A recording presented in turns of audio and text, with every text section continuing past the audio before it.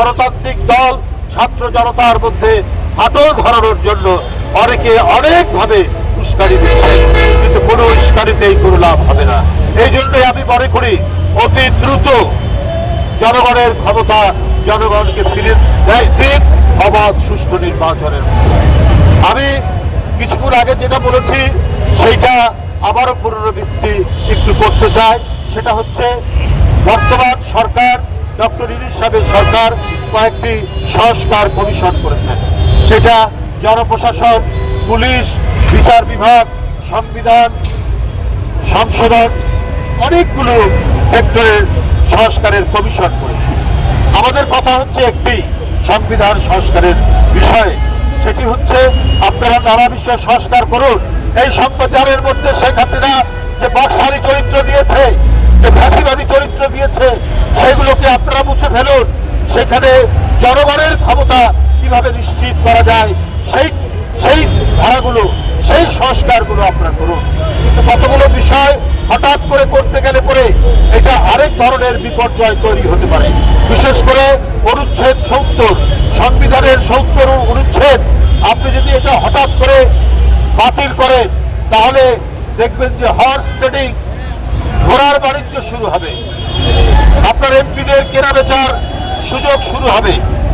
আমরাও চাই আর্টিকেল ৭০ এটা মোচন করা হোক, এটা দূরে নিয়ে যাওয়া, কিন্তু কিছু ধারাবাহিক গণতান্ত্রিক পালাবদলের পরে, কয়েকটি সংসদীয় নির্বাচনের পরে, কারণ আমাদের দেশের গণতান্ত্রিক যে চেতনা এবং আমাদের দেশের যে রাজনীতিবিদ এবং যারা সংসদ সদস্য হন তাদের মানসিকতা পশ্চিম ইউরোপ বা আমেরিকা, কানাডা, অস্ট্রেলিয়া, নিউজিল্যান্ডের মতো নয়। কারণ যে কোনো মুহূর্তে অনেক কালো ব্যবসায়ী পর্যন্ত এমপি হন, অনেক আজে বাজে লোক এমপি হয়ে যান। এদেরকে কেনাবেচা করা অত্যন্ত কঠিন। একটা স্থিতিশীল সরকারের জন্য এটা দুরূহ ব্যাপার হয়ে যায়।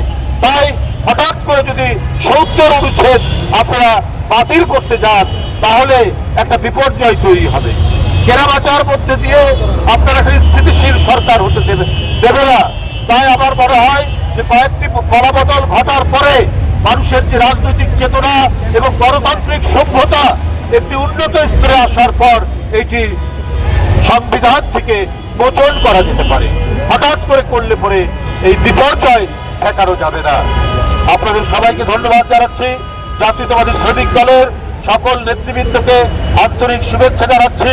আজকে তারা ৪-৫টি স্পটে যেভাবে গরিব মানুষ, দিন দরিদ্র মানুষকে, নিরন্ন মানুষকে এই শীতের মধ্যে, হাড় কাঁপুনি শীতের মধ্যে তারা যে শীত বস্ত্র দিয়েছেন, এটি তাদেরকে ধন্যবাদ। তারা নিজে আপনার ধনী লোক নন, তারা শ্রমজীবী মানুষ, অল্প আয় করে।